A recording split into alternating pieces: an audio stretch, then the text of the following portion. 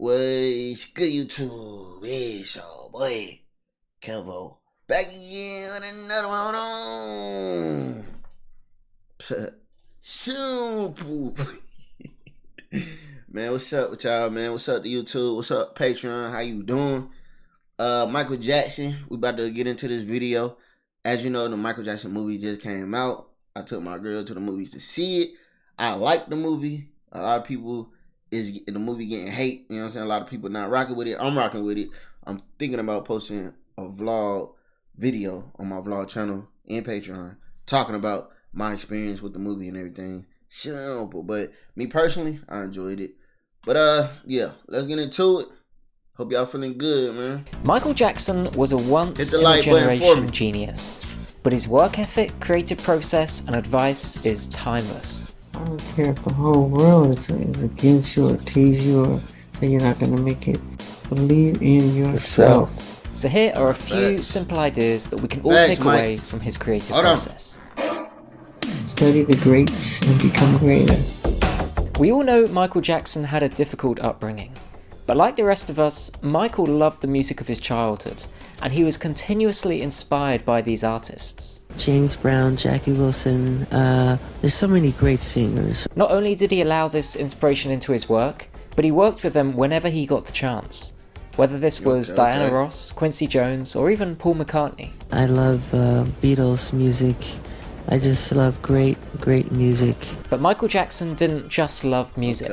He loved all forms of art. And he studied the greats from any art form and from any era. I'm a great fan of art. I love Michelangelo. If I had a chance to talk to him or read about him, I would want to know about what inspired him to become who he is, the anatomy of his craftsmanship. And he wasn't afraid to take what these great artists did and then interpret it into his own work. Take, for example, his moonwalk. As genius as it is, the idea for it didn't just fall out of the sky. It was likely inspired by Charlie Chaplin. People like Chaplin, I mean, God, how could you not admire his genius? He was the king of pathos. I mean, he knew how to touch your heart, and he knew how to make you laugh and cry at the same time. I mean, he was the master of that. Michael Jackson understood that regardless of the art form and the era they're working in, great artists are always just trying to convey the human spirit through their art. If you're at the cutting edge of your chosen art form, the creative geniuses of that time may not have come along yet, but you can still study the greats of the past, because the spirit of their work is the same for all great artists. In fact, his love for these great artists was so strong that his autobiography is dedicated to the dancer Fred Astaire, and it opens with 2 quotes from Thomas Edison and John Lennon. All this is to say, good artists copy, great artists steal. This doesn't mean trying to take credit for someone else's work, but it means trying to take the spirit of that work that you love and to put it into your own work. It's like taking the seeds of a beautiful flower and using that to plant something new. With any type of creation, you create what's inside of you, subconsciously what influences you. But how does this inspiration actually turn into something new? How do you write a song? How do you write a song? How do I write a song? Well, everything about Michael Jackson, from his songwriting to his dancing, was so original and so unique. But what links all of this together was his ability to create so fluently. If I sat here and played some chords, whatever, and say, I'm going to write the best song I've ever written, nothing happens. Something in the heavens has to say, look, this is the time that this is going to be laid on you, and this is when I want you to have it. You can't force an idea to come, but if you allow things to happen, you'll notice that ideas come along. Simple. If you make music, you can kind of relate to that. You know what I'm saying? Kind of remind me when I make music. Like, I don't make music. I ain't make music in some years, but I'm planning on to start back doing it again. But I ain't gonna lie, I got a couple hits. Hold on, I got a couple hits. These niggas be flying. They be liking my shit on the low. Hold on. Simple. But,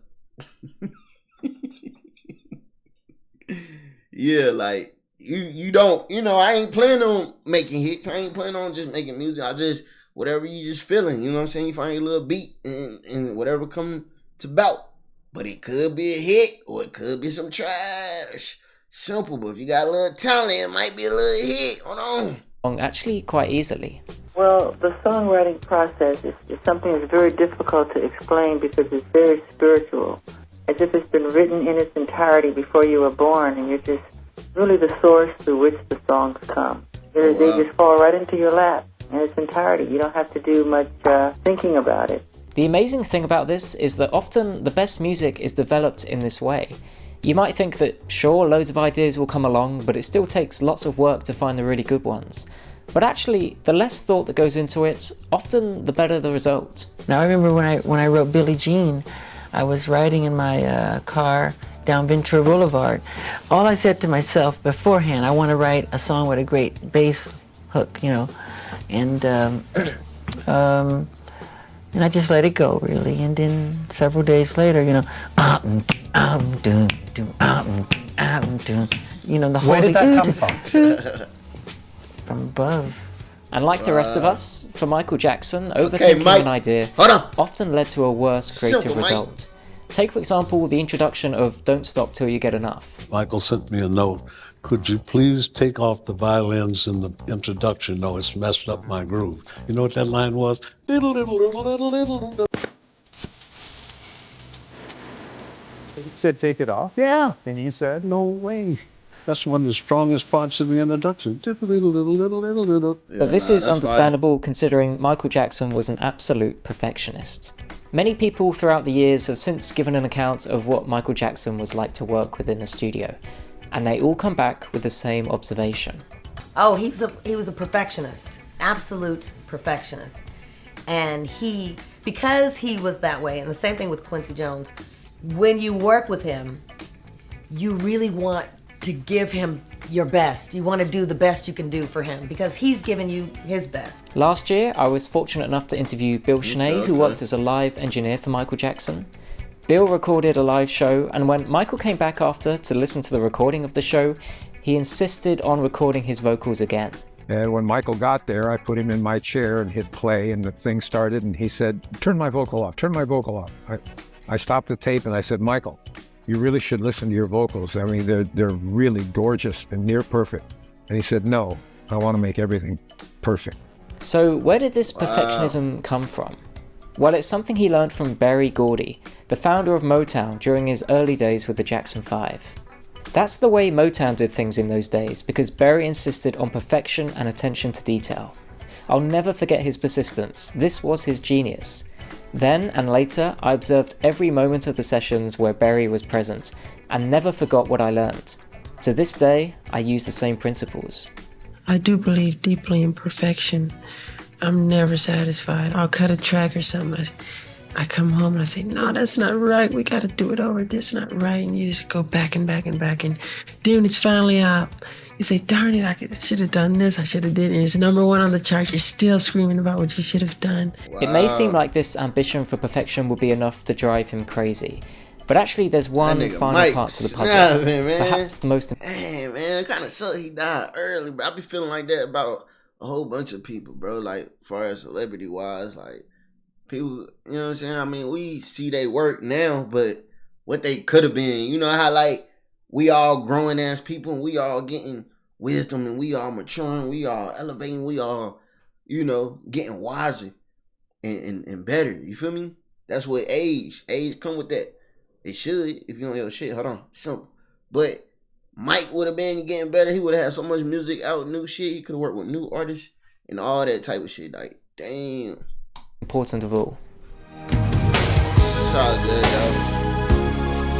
Michael Jackson was more than a musician, more than an entertainer. He was an innovator with so many different elements to his art. But he knew that just like the greats that he'd studied before, he'd also have to overcome adversity. You know, you're not going to do it. You're not going to get anywhere. They laughed at the Wright brothers. They laughed at Thomas Edison. They laughed at Walt Disney. Wow. And even after decades of great work, he was still striving for something even greater. You ain't seen nothing yet. One of the things I love about studying great artists from the past is understanding that whatever we do in life, there is always an opportunity to do something great. Persevere, believe in yourself, have confidence no matter what you do. Even if you're sweeping floors or painting ceilings, do it better than anybody in the world, no matter what it is that you do. Thank you so much for watching. If you made it this far, please... Hell yeah, bro. Fire. Y'all know, a lot of people like, damn, you know, all this Michael Jackson shit coming around.